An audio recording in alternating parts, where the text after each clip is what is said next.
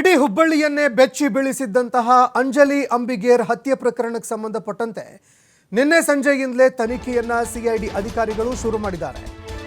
CID ಅಧಿಕಾರಿಗಳ ತಂಡ ನಿನ್ನೆ ಸಂಜೆಯಿಂದಲೇ ಈ ಪ್ರಕರಣಕ್ಕೆ ಸಂಬಂಧಪಟ್ಟಂತೆ ಅಖಾಡಕ್ಕೆ ಇಳಿದಿದೆ.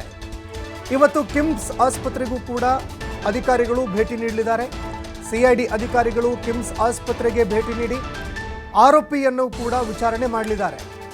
ಆರೋಪಿ ವಿಶ್ವ ಅಲಿಯಾಸ್ ಗಿರೀಶ್ ಆರೋಗ್ಯ ಸ್ಥಿತಿಗತಿ ಬಗ್ಗೆ ಮಾಹಿತಿಯನ್ನ ಕಲೆ ಹಾಕಲಿದ್ದಾರೆ. ಆರೋಗ್ಯ ಪರಿಸ್ಥಿತಿಯನ್ನ ನೋಡಿ ಆತನನ್ನ ವಶಕ್ಕೆ ಪಡೆದುಕೊಂಡು ವಿಚಾರಣೆ ಮಾಡುವಂತಹ ಸಾಧ್ಯತೆ ಇದೆ. ಆತನ ಆರೋಗ್ಯ ಸ್ಥಿತಿ ಯಾವ ರೀತಿಯಾಗಿ ಇದೆ ಅದೆಲ್ಲವನ್ನ ಪರಿಶೀಲನೆ ಮಾಡಿದ ಬಳಿಕ ಆರೋಗ್ಯ ಅಧಿಕಾರಿಗಳಿಂದ ಮಾಹಿತಿ ಪಡೆದ ಬಳಿಕ ಆತನನ್ನ ವಶಕ್ಕೆ ಪಡೆದುಕೊಂಡು ವಿಚಾರಣೆ ಮಾಡುವಂತಹ ಸಾಧ್ಯತೆ ಇದೆ. ಈಗಾಗಲೇ ಅಂಜಲಿ ಕೊಲೆ ಪ್ರಕರಣದ ದಾಖಲೆಗಳನ್ನು ಕೂಡ ಸಿಐಡಿ ಅಧಿಕಾರಿಗಳು ಪರಿಶೀಲನೆ ಮಾಡಿದ್ದಾರೆ. ಇದಕ್ಕೆ ಸಂಬಂಧಪಟ್ಟಂತೆ ಸಾಕಷ್ಟು ಮಾಹಿತಿಗಳನ್ನು ಕೂಡ ಕಲೆ ಹಾಕಿದ್ದಾರೆ. ಇನ್ನು ಪ್ರಕರಣಕ್ಕೆ ಸಂಬಂಧಪಟ್ಟಂತೆ ಹಲವಾರು ಪೊಲೀಸ್ ಅಧಿಕಾರಿಗಳ ತಲೆದಂಡ ಕೂಡ ಆಗಿದೆ. ಈಗಾಗಲೇ ಈ ಪ್ರಕರಣಕ್ಕೆ ಸಂಬಂಧಪಟ್ಟಂತೆ ADC ಆದಿಯಾಗಿ ಹಲವಾರು ಅಧಿಕಾರಿಗಳ ಒಂದು ತಲೆದಂಡ ಆಗಿದೆ. ಈ ನಡುವೆ ಪ್ರಕರಣಕ್ಕೆ ಸಂಬಂಧಪಟ್ಟಂತೆ ಒಂದು ಸ್ಪೆಷಲ್ ಕೋರ್ಟ್ ನಡೆಸೋದಾಗಿ ಇದಕ್ಕೆ ಸಂಬಂಧಪಟ್ಟಂತೆ ಹೋಮ್ ಮಿನಿಸ್ಟರ್ ಕೂಡ ಮಾತನಾಡಿದ್ದಾರೆ. ಸ್ಪೆಷಲ್ ಕೋರ್ಟ್ ನಡೆಸ್ತೀವಿ, ಆದಷ್ಟು ಬೇಗ ಅಂಜಲಿಗೆ ನ್ಯಾಯ ಸಿಗುವಂತೆ ಮಾಡ್ತೀವಿ ಅಂತ ಹೇಳಿದ್ದಾರೆ. ಅದೇ ರೀತಿಯಾಗಿ ಪ್ರಕರಣಕ್ಕೆ ಸಂಬಂಧಪಟ್ಟಂತೆ ಸಿಐಡಿ ಅಧಿಕಾರಿಗಳು ನಿನ್ನೆ ಪ್ರಕರಣವನ್ನು ಕೈಗೆತ್ತ ಕೂಡಲೇ ಇದಕ್ಕೆ ಸಂಬಂಧಪಟ್ಟಂತೆ ಓರ್ವ ಅಧಿಕಾರಿಯನ್ನು ಸಸ್ಪೆಂಡ್ ಕೂಡ ಮಾಡಿದ್ದಾರೆ. ಹೀಗಾಗಿ ಪ್ರಕರಣ ಇದೀಗ ತ್ವರಿತವಾಗಿ ನಡೀತಾ ಇದೆ. ಇನ್ನು ಅದೇ ರೀತಿಯಾಗಿ ಇವತ್ತು ವಿಶ್ವ ಅಲಿಯಾಸ್ ಗಿರೀಶ್ ಅನ್ನುವಂತಹ ಆರೋಪಿಯನ್ನು ದಾಖಲು ಮಾಡಿರುವಂತಹ ಆಸ್ಪತ್ರೆಗೂ ಕೂಡ ಭೇಟಿ ಕೊಡ್ತಾರೆ. ಅದೇ ರೀತಿಯಾಗಿ ಇದಕ್ಕೆ ಸಂಬಂಧಪಟ್ಟಂತೆ ಮಾಹಿತಿಗಳನ್ನು ಕೂಡ ಕಲೆ ಹಾಕಿಕೊಂಡು ಆತನನ್ನು ವಶಕ್ಕೆ ಪಡೆಯುವಂತಹ ಸಾಧ್ಯತೆ ಇದೆ. ಈ ಬಗ್ಗೆ ಮತ್ತಷ್ಟು ಮಾಹಿತಿ ಕೊಡ್ತಾ ಹೋಗ್ತಾರೆ ಪ್ರತಿನಿಧಿ ಯಲ್ಲಪ್ಪ ಸೋಲಾರಗೊಪ್ಪ ಫೋನ್ ಸಂಪರ್ಕದಲ್ಲಿ ಜಾಯ್ನ್ ಆಗಿದ್ದಾರೆ. ಯಲ್ಲಪ್ಪ, ಅಂಜಲಿ ಅಂಬಿಗೇರ್ ಹತ್ಯೆ ಪ್ರಕರಣ ಇಡೀ ಹುಬ್ಬಳ್ಳಿ ರಾಜ್ಯವನ್ನೇ ಬೆಚ್ಚಿ ಬೀಳಿಸಿತ್ತು. ಪ್ರಕರಣಕ್ಕೆ ಸಂಬಂಧಪಟ್ಟಂತೆ ಇವತ್ತು ಅಲ್ಲಿ ಗಿರೀಶ್ ಅನ್ನುವಂತಹ ಆರೋಪಿಯನಿದ್ದ ಆತನ ಆರೋಗ್ಯವನ್ನು ವಿಚಾರಣೆ ಕೂಡ ಮಾಡಲಿದ್ದಾರೆ ಅಧಿಕಾರಿಗಳು. ಅದೇ ರೀತಿಯಾಗಿ ಆತನನ್ನು ವಶಕ್ಕೆ ಪಡೆಯುವಂತಹ ಸಾಧ್ಯತೆ ಕೂಡ ಇದೆ. ಆತನ ಆರೋಗ್ಯಕ್ಕೆ ಸಂಬಂಧಪಟ್ಟಂತೆ ಏನಾದರೂ ಮಾಹಿತಿ ಲಭ್ಯವಾಗಿದೆಯಾ? ಪ್ರಕರಣಕ್ಕೆ ಸಂಬಂಧಪಟ್ಟಂತೆ ಮತ್ತಷ್ಟು ಮಾಹಿತಿ ಕೊಡೋದಾದ್ರೆ. ಸಂತೋಷ್, ಕಳೆದ 15ರಂದು ಅಂಜಲಿ ಅಂಬಿಗರ ಹತ್ಯೆ ಆಗಿತ್ತು. ಹುಬ್ಬಳ್ಳಿಯ ಒಂದು ವೀರಾಪುರ ಓಣಿಯಲ್ಲಿ ಬೆಳ್ಳಂಬೆಳಿಗ್ಗೆ ಅಂದ್ರೆ ಬೆಳಿಗ್ಗೆ 5 ಗಂಟೆಯ ಸುಮಾರಿಗೆ ಇಲ್ಲಿ ಅಂತಂದ್ರೆ ಜೌರಾಯಣ ರೂಪದಲ್ಲಿ ಬಂದಂತಹ ಏನು ವಿಶ್ವ ಇಲ್ಲಿ ಅಂತಂದ್ರೆ ಚಾಕುವಿನಿಂದ ಅವಳನ್ನ ಹಿಡಿದು ಕೊಲೆ ಮಾಡ್ತಾನೆ. ಭೀಕರ ಹತ್ಯೆಗೆ ಇಲ್ಲಿ ಅಂತಂದ್ರೆ ತೀವ್ರ ರಕ್ತಸ್ರಾವ ಆಗಿ ಮನೆಯಲ್ಲೇ ಕೊನೆ ಉಸಿರನ್ನ ಇಲ್ಲಿ ಅಂಜಲಿ ಹೇಳ್ತಾಳೆ.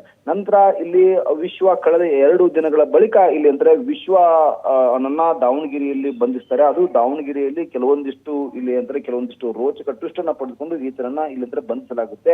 ಆ ರೈಲ್ವೆದಲ್ಲಿ ಗಲಾಟೆ ಮಾಡ್ತಾನೆ. ಗಲಾಟೆ ಮಾಡುವಂತಹ ವೇಳೆಯಲ್ಲಿ ಸಹ ಪ್ರಯಾಣಿಕರು ಈತನಿಗೆ ಥಳಿಸ್ತಾರೆ. ಥಳಿಸಿದಂತಹ ಸಮಯದಲ್ಲಿ ಅಂದ್ರೆ ಈತನ ತಲೆಗೆ ಗಂಭೀರವಾಗಿದೆ ಮತ್ತು ಈತ ಟ್ರೈನ್ ನಿಂದ ಇಲ್ಲಿ ಅಂದ್ರೆ ಜಿಗಿತಾನೆ. ಆ ಜಿಗಿದ ಸಮಯದಲ್ಲಿ ಈತನ ತಲೆಗೆ ಮತ್ತು ಬೆನ್ನಿಗೆ ಇಲ್ಲಿ ಗಂಭೀರಗಳು ಆಗಿವೆ.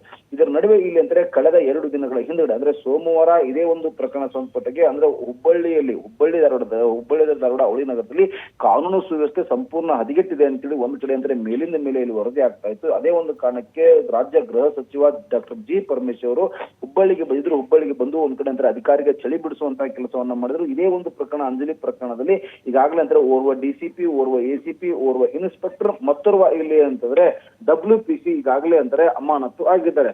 ಆ ಅಮಾನತುಗೊಂಡ ಬೆನ್ನಲ್ಲೇ ಇಲ್ಲಿ ಅಂದರೆ ಈ ಒಂದು ಪ್ರಕರಣವನ್ನ ಈಗಾಗಲೇ ಕಳೆದ 2 ದಿನಗಳ ಹಿಂದ್ಗಡೆ CIDಗೆ ಹಸ್ತಾಂತರ ಮಾಡಲಾಗಿದೆ ಅಂತೇಳಿ ಒಂದು ಹೇಳಿಕೆಯನ್ನ ಡಾಕ್ಟರ್ G. ಪರಮೇಶ್ವರ್ ಅಂದ್ರೆ ಗೃಹ ಸಚಿವರು ಕೊಟ್ಟಿದ್ರು. ಆ ಗೃಹ ಸಚಿವರು ಕೊಟ್ಟ ಬೆನ್ನಲ್ಲೇ ಇಲ್ಲಿ ಅಂದ್ರೆ ನಿನ್ನೆ ಸಾಯಂಕಾಲ CID ತಂಡ ಹುಬ್ಬಳ್ಳಿಗೆ ಬಂದಿದೆ ಮತ್ತು ಈ ಸಂಪತ್ತಿಗೆ ಅಧಿಕೃತವಾಗಿ ಒಂದು ಆದೇಶವನ್ನು ಆಗಬೇಕಾಯಿತು. ಈ ಒಂದು ಪ್ರಕರಣವನ್ನ CIDಗೆ ಹಸ್ತಾಂತರ ಮಾಡಲಾಗಿದೆ ಅಂತ. ಅದೇ ರೀತಿಯಾಗಿ ನಿನ್ನೆ ಇಲ್ಲಿ ಅಧಿಕೃತ ಆದೇಶವಾಯಿತು. ಸಾಯಂಕಾಲ ಇಲ್ಲಿ ಅಂತಂದ್ರೆ ಒಂದು ವೆಂಕಟೇಶ್ ಒಂದು ನೇತೃತ್ವದ ತಂಡ ಇಲ್ಲಿ ಅಂತಂದ್ರೆ ಹುಬ್ಬಳ್ಳಿಗೆ ಬಂದಿದೆ. ಒಟ್ಟು 9 ಅಧಿಕಾರಿಗಳ ತಂಡ ಈಗಾಗಲೇ ಹುಬ್ಬಳ್ಳಿಗೆ ಬಂದು ಬೀಡು ಬಿಟ್ಟಿದೆ. ಇಂದು ವಿಶ್ವನ ವಶಕ್ಕೆ ಪಡೆಯುವಂತಹ ಎಲ್ಲಾ ಸಾಧ್ಯತೆ ಇದೆ. ಯಾಕಂದ್ರೆ ವಿಶ್ವ ಈಗಾಗಲೇ ಹುಬ್ಬಳ್ಳಿಯ ಕಿಮ್ಸ್ ಆಸ್ಪತ್ರೆಯಲ್ಲಿ ಚಿಕಿತ್ಸೆ ಪಡೆತಾ ಇದ್ದಾನೆ. ಆತನಿಗೆ ಬೆನ್ನಿಗೆ ಮತ್ತು ತಲೆಗೆ ಈಗಾಗಲೇ ಅಂದ್ರೆ ಗಂಭೀರ ಗಾಯಗಳಾಗಿವೆ. ಈ ಸಂಬಂಧಕ್ಕೆ ಮೇಲಿನ ಮೇಲೆ ಸ್ಕ್ಯಾನಿಂಗ್ ಅನ್ನ ಮಾಡಲಾಗಿದೆ ಮತ್ತು ಆತನ ಆರೋಗ್ಯ ಚೇತರಿಸಿಕೊಂಡಿದೆ. ಒಂದ್ ವೇಳೆ ಇವತ್ತೇ ಏನಾದ್ರೂ ಆತನ ವಶಕ್ಕೆ ಪಡೆದುಕೊಂಡ್ರೆ ಆತನನ್ನ ಇಲ್ಲಂದ್ರೆ ನ್ಯಾಯಾಂಗ ಬಂಧನಕ್ಕೆ ಒಪ್ಪಿಸಲಾಗುತ್ತೆ. ಒಪ್ಪಿಸಿದ ನಂತರ ಇಲ್ಲಂದ್ರೆ ಮತ್ತೆ ನ್ಯಾಯಾಂಗ ಬಂಧನಕ್ಕೆ ಒಪ್ಪಿಸಿ ಆತನ ಮತ್ತೆ ಪೊಲೀಸ್ ಕಸ್ಟಡಿಗೆ ಕೊಡಿ ಅಂತ ಹೇಳಿ ಮನವಿ ಮಾಡಲಾಗುತ್ತೆ. ಒಂದ್ ವೇಳೆ ಇಲ್ಲಿ ಅಂದ್ರೆ ನ್ಯಾಯಾಂಗ ಬಂಧನಕ್ಕೆ ಒಪ್ಪಿಸಿದ ನಂತರ ಇಲ್ಲಿ ನ್ಯಾಯಾಧೀಶರಿಗೆ ಒಂದು ಮನವಿ ಏನಂದ್ರೆ ಆತನನ್ನ ಮರಳಿ ನಮ್ಮ ಕಸ್ಟಡಿಗೆ ಕೊಡಬೇಕು. ಯಾಕಂದ್ರೆ ಆತ ಏನು ಕೊಲೆ ಮಾಡ್ಲಿಕ್ಕೆ ಉಪಯೋಗಿಸಿದ ಚಾಕು ಇನ್ನೂವರೆಗೆ ಪತ್ತೆ ಆಗಿಲ್ಲ. ಚಾಕು ಎಲ್ಲಿಟ್ಟಿದ್ದಾನೆ, ಏನ್ ಮಾಡ್ತಾನೆ ಅಂತ ಇನ್ನೂವರೆಗೂ ಪೊಲೀಸರಿಗೆ ಗೊತ್ತಾಗಿಲ್ಲ, ಅಂದ್ರೆ ಸ್ಥಳೀಯ ಪೊಲೀಸರಿಗೆ. ಈ ಸಂಪುಟಂಗೂ ಸಿಐಡಿ ಪೊಲೀಸರು ಆತನ ವಶಕ್ಕೆ ಪಡಿತಾರೆ ಮತ್ತು ವಶಕ್ಕೆ ಪಡೆದು ಎಲ್ಲಾ ಆಳ ಅಗಲ ಮತ್ತು ಕೊಲೆ ಮಾಡ್ಲಿಕ್ಕೆ ಮೂಲ ಕಾರಣ ಕೇವಲ ಅಂದ್ರೆ ಪ್ರೀತಿ ನಿರಾಕರಿಸೋದಕ್ಕೆ ಕೊಲೆ ಮಾಡಿದ. ಯಾಕಂದ್ರೆ ವಿಶ್ವನ ಮೇಲೆ ಗಂಭೀರ ಆರೋಪಗಳು. ಯಾಕಂದ್ರೆ ಕಳೆದ 6 ತಿಂಗಳ ಹಿಂದ್ಗಡೆ ಅಂತಂದ್ರೆ ಅವರು ಅಪ್ತಾಪ್ತ ಯುವತಿಯನ್ನ ನಂಬಿಸಿ ಇಲ್ಲಿ ಅಂದ್ರೆ ಅವಳ ಬಳೆ ಇಲ್ಲಿ ಅಂದ್ರೆ 5.5 ತೊಲೆ ಬಂಗಾರವನ್ನ ಇಲ್ಲಿ ಅಂದ್ರೆ ಎಗರಿಸಿದ್ದ ಮತ್ತು 8,000 ರೂಪಾಯಿ ಹಣವನ್ನು ಸಹ ಈತಂದ್ರೆ ಇಸ್ಕೊಂಡಿದ್ದ.